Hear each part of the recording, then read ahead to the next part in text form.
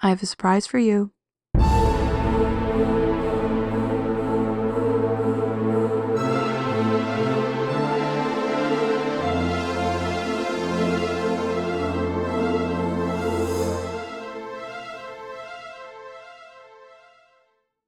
Hello everyone, I am Cryptid. While I'm keeping my channel mostly animated for my own reasons, it was never my design to be a completely faceless YouTuber.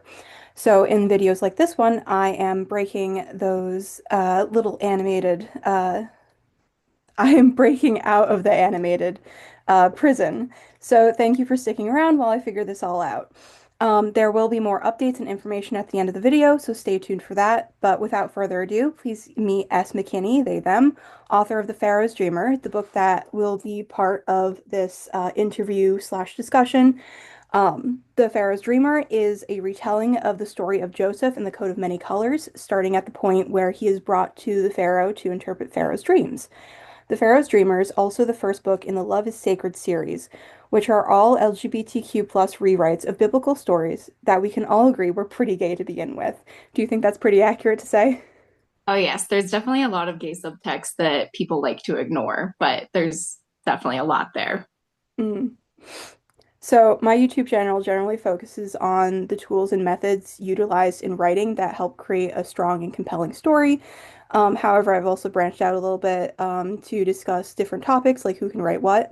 And with that in mind, I want to talk to you about the creation of this book of yours. I'll try to be somewhat in order of the writing process from conception to publishing, but before I begin throwing questions at you, is there anything else you want to say about The Pharaoh's Dreamer as like an introduction? Just that I will probably have two different answers to some of these questions because writing the Love is Sacred series was very different than my usual process of writing other books, just because they are retellings. So Mhm. yeah. All right, fair enough. All right, let's begin with the official questions. Um, and spoiler alerts for anyone watching or listening, as is standard for discussing a book in depth. Okay, first question. The best way to begin is at the beginning. So, do you want to talk about how you came up with the idea for this book? I'm actually not sure how and when I came up with the idea because I know I suppressed it for a while because I knew it was going to be controversial. And it definitely took some encouragement from my friends and family to actually get me to go for it. But as far as like the general concept of doing a mythological retelling, I love the Song of Achilles. And so, after reading that, I'm sure it just, developed naturally in my mind from there. Mm. And so, was Joseph the first one that you thought of and started writing, or did you have ideas for all of the different biblical stories? Well, there was definitely a lot I wanted to do, but Joseph was definitely the most like ingrained in my childhood because of the King of Dreams and, just that I watched that movie so many times. So it was definitely like the biggest part of my childhood as far as Bible stories go. Mm. And the beautiful Prince of Egypt movie. I love Mm-hmm. that one. Um, so I get it. Yep. And so when you sit down to start, what does your writing process kind of look like? Is it more of like a Swiss cheese where you have like these scene ideas and you write them down and then fill in the holes later? Do you do like a start to finish type thing? Um, I usually let it sit for a while and I'll like have these like scene ideas pop in my head that I'll just write down in my notes just to get a general vibe for the characters and the way they interact. But I write very heavily character based, so they drive most of the story. So really, I just need to know the characters and then they kind of like take it from there. hmm. And then speaking of, is how did you figure out where to diverge from the original story? I mean, that was partially just what I thought would be fun and what I thought expanded on the original story because there's a lot of stuff that you can be left to the imagination, like Joseph's dreams and how he interprets them. It's like, well, you can assume that he would then have more dreams that he could Yeah. interpret later. And so to think that it just started and ended with the 7 years of prosperity and the 7 years of famine just didn't seem very realistic to me. So yeah, it just mostly I focused on expanding on the original, ideas. Mm. Yeah, because from what I remember from my childhood, there's not really a whole lot of detail about what goes on in those 7 years of each. They gloss over it pretty quickly. Did. Oh goodness. Well, I suppose that's their own storytelling methods right there. hmm And then in the same vein, how did you figure out how much of the original story you wanted to put in the writing of the book versus expecting people already to already know the story? I tend to write on the assumption that people can figure it out as they read along. And this goes for like my fantasy books too, where I feel like if people are just immersed in the story, that I can make sure that the information gets them over time and that they don't necessarily need to know everything at the beginning. So I'm sure it was a very different process, a very different experience to read the book not knowing the original story. But I wasn't too concerned about that because I felt like, the way that I write in general, it lets you over the process of the story get to know like the context of it. Mm. I would definitely agree with that. Because I did deliberately not go back and read the original story before reading your book. Just so I could get like the full immersive experience rather than like expecting something like super, super close, you know? Yeah. Um, but yeah. And then where did you figure out or how did you figure out where to start the story exactly with the massive amount of time that Joseph and the Code of Many Colors takes place? Um, because the story was, it was based around the two of them and their life together, it just made sense to start when they first met. And that was kind of a theme I stuck to with the whole series, just starting when they meet because I don't know, it's like the whole meet cute thing. Not all of them are meet cutes, but it seemed like a good place to start. Hmm. And then what was your process of figuring out how to like time everything out in that story? Because like we just said, it's what was 7 years plus 7 years, that's 14 years of just the prosperous years and famine, not to mention all the years around it. This is actually something I've gotten the most complaints about, even though I don't regret the way that I did it because I do jump from one event to the other, so it's kind of jarring. But I wanted to do it in a way that was felt very similar to the way that the Bible does it, even though I was giving more, information and context and all of that. I still wanted it to kind of feel like you were reading the same style. So I don't regret it, but a lot of people who weren't expecting it going in have issues with it. So yeah. Mm. I did notice too, like it does flow into each other. The chapters and time skips flow into each other really well. It's, in terms of like you were talking with the same style. And you get like it's pretty easy to catch up as to like where the timeline is for the most part. But I really do like how you worked it like into the text rather than having like a specific date at the beginning of each chapter. Yeah. Because I know, I mean, and that is a method that some people use is having the dates at the beginning of chapters, but that can also be issue with very Mhm. specific readers who like to do all the math. Well, yeah, and also sometimes like I know when I'm reading, I tend to gloss over like chapter titles and all of that, and so I might miss those things and then I have to go back. Hmm. And just with my writing style, I felt like it made more sense to just let the readers figure it out if they wanted to. Yeah. Okay.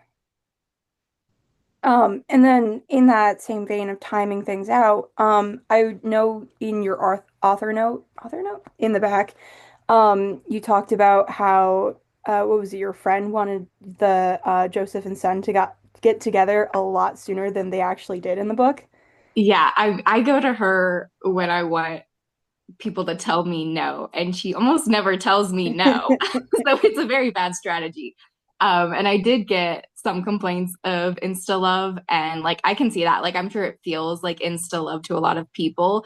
But what I have to remind people is that there are like months of content between the two of them that we don't get to see. And so for them, it's not insta love, even if it feels that way to us. Mm, yeah. Okay. And then continuing on, the conflicts in the story, you have multiple that continue things on. Joseph's former enslaver. This is not in order. Joseph's former enslaver, the question of lineage for Sen, the famine and prosperous years, of course, Joseph's injury, and then Joseph's family coming back. How did you decide what order to have those conflicts in? And yeah. It tends to be a lot of experimenting as far as like I would kind of have an idea of when I would want them to come in just to kind of like set the pacing for the story. But then sometimes the characters would just jump right in. And I was like, oh, okay, so we're doing this early. And other times I would try to do it and then they would be like, this doesn't feel right. And so then I would have to wait and, figure out the pacing from there. So yeah, it was mostly just listening to the characters and what felt right for the story. And I actually know that like when I get writer's block, it usually means that I did something wrong, and so then I have to go back and fix it. Hmm. And then the decision to write the story in first person, alternating between Joseph and Sen for every other chapter. How did you come to decide to do that perspective? I write in first person usually up until my most recent book. I think that and my first book are the only ones that I have ever written in third. But with this, I think I did try to write it in third person at first, and it just felt too impersonal. And I felt like adding it as first person would help readers connect to the characters a lot more, and give it more depth than, just reading the Bible. So, Yeah. yeah. And I definitely can see, especially when you're discussing about how your books are character driven. So having it in the first person, I suppose, helps a lot more with that character drivenness Yeah. of it all. Also, just in terms of discussing writing, because that's the YouTube here, I can see how it also helps to progress the plot and skip over parts that, may be boring, or if you want to keep it a secret from the reader a little bit longer.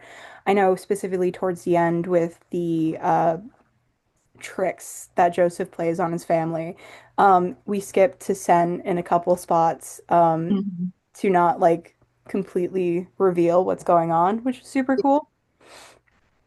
Um, so it is definitely one of those tools to use to make readers put together puzzle pieces a little bit more. Yeah, to keep them, guessing. Yeah. Keep them thinking, yeah. And then let's move on to talking about the research. I see a lot of the research that you put in for Egyptian history, especially when you explain a little bit more in the notes in the back. Um, would you uh, like to talk about the research specifically into Joseph's character, though? Because I know that you're going off of the Bible. Do you Mhm. like any like Hebrew customs or blah, blah, blah. Excuse me, words. Did you look into any Hebrew customs, or did you try and stick with like the modern interpretation as Christians see it? No, I definitely looked into Hebrew customs, and I'm actually didn't realize it at the time, but I was very spoiled with this book as far as being able to do research because the last one in the series that I just published is more based in Philistine culture, and it's actually incredibly hard to find information on that. But as far as like Egyptian and Hebrew and Greek, all of that goes, like they are very well recorded. And so I was lucky enough to actually be able to do that research. Yes. And the biggest thing that I did research painstakingly was like marriage customs and all of that. Hmm. It was very fun to learn about the marriage customs. Yeah. Um, and I do want to clarify that I am specifying about Joseph because you did explain so much in the back about the Egyptian mythology and history and Mhm. research that you did, which was super cool to actually learn a little bit about. Yeah, it was a lot of fun for me to learn about too. It does translate as you having fun, I will say that. And then what platforms or places did you use for your research? A lot of Googling, a lot of reading random articles, and then Googling the information I found there to make sure that there were other sources telling me that that was correct. And, just a lot of cross referencing and double checking. And yeah. Mm, okay. And then moving on a little bit from research, how did you find the motivation to write? Like how do you find the motivation to write and just in general? Usually it's music. Like if I'm not listening to a song that's really like fueling whatever scene I'm writing, I will find that I instantly get writer's block. Like I hardly ever can write without music. So yeah.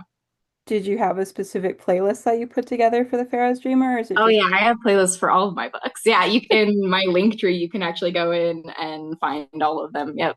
Oh, that's fantastic. Maybe I'll have to put that in the description just to make sure that all the information's there. I'll make sure you Uh, get it. um, and then what platforms did you write on, or possibly handwrite? Um, I used to handwrite back when I first started writing at like 11, and then I switched to the Notes app, and then after that, I eventually switched to Word.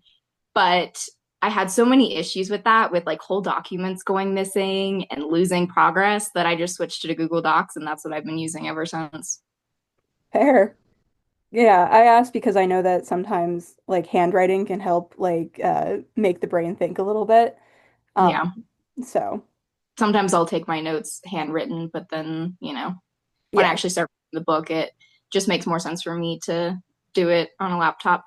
Mm. Especially if you get like really excited and need to get down like 5 pages in all at once. Yeah.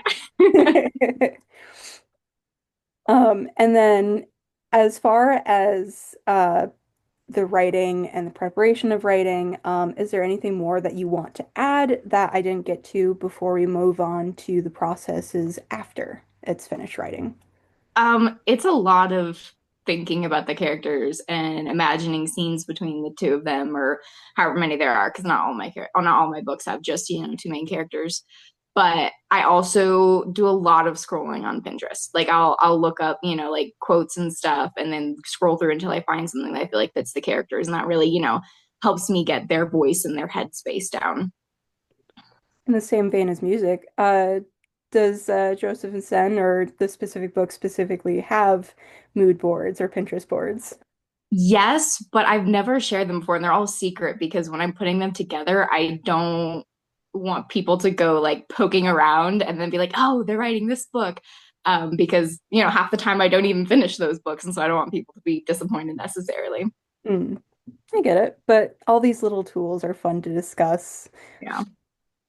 Okay, so talking about you have the full finished typed up piece in your hand. Once you're finished writing, what kind of editing process do you have? So I myself do at least two rounds of edits. So I go through the book twice to like read through and clean things up a bit, and then I'll have someone else read through it, whether it's like a beta reader or a family member or friend, just so I can have like another set of eyes on it telling me that sentence makes no sense, even though it does in my brain. For other people, it might not. And for this one specifically, I did have a sensitivity reader as well. Hmm. Do you have any like specific methods that you use for editing, or do you just like start to finish, read as carefully as you can?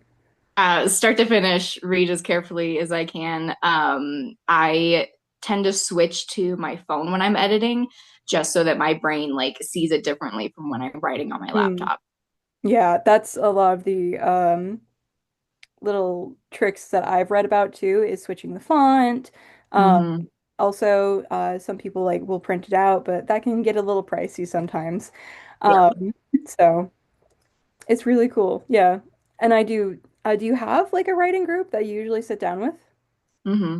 I don't, but I do have a group chat that of writer friends that like we just text each other randomly like, I am struggling with this, or can someone help me name this character? And we'll just, chat about writing stuff that we usually don't, go over each other's work that often unless it's short stories, because a lot of us don't have time to just be reading everyone's stuff. Hmm, fair. But it is very good that you have a group of friends that you can go and consult as needed. They're amazing. I love them. And then, correct me if I'm wrong, of course, but your books are independently published, I believe Mhm. through the print on demand service through Amazon. What went into that decision? Back when I first published my debut novel, I was only 17. And there actually weren't that many options other than Amazon at the time. And the only reason I was able to do it at 17 was because I had a friend and mentor who had already published a lot of books on Amazon and was able to walk me through the process. So it wasn't until, later and I started publishing more books that I realized, oh, there are other options. And so now I try to put my books up on as many platforms as possible to give people, a lot of options and to hopefully not give as much money to Amazon. And maybe someday I can take my books off Amazon entirely. But for now, yeah, that's what I'm dealing with. Hmm. So, the thought of like traditional publishing was not even there at the start. No, no, because I wanted to publish before I was 18. And I knew that doing that traditionally was not going to be very easy. And I also knew that I wanted control over things like the cover and the editing process. And I knew the best way to do that was to just do it all myself. So, yeah, though I did have an editor for my first book, and he was amazing. He's actually the husband of my friend and mentor who walked me through the whole process. Oh, that's wonderful. And then still speaking about that, I was getting an ISBN more difficult because you didn't go through like a traditional publisher, or does Amazon just give you an Um, ISBN? Amazon provides it, but the downside to that is that you can't take Amazon's ISBN to other publishing platforms. So you kind of have a different ISBN per platform. You can buy your own, but they tend to get very pricey unless you buy them in bulk. And even then, you're spending, thousands for a bulk option. So I'm not at the point yet where I can buy my own ISBNs, though I know I will someday. Hmm.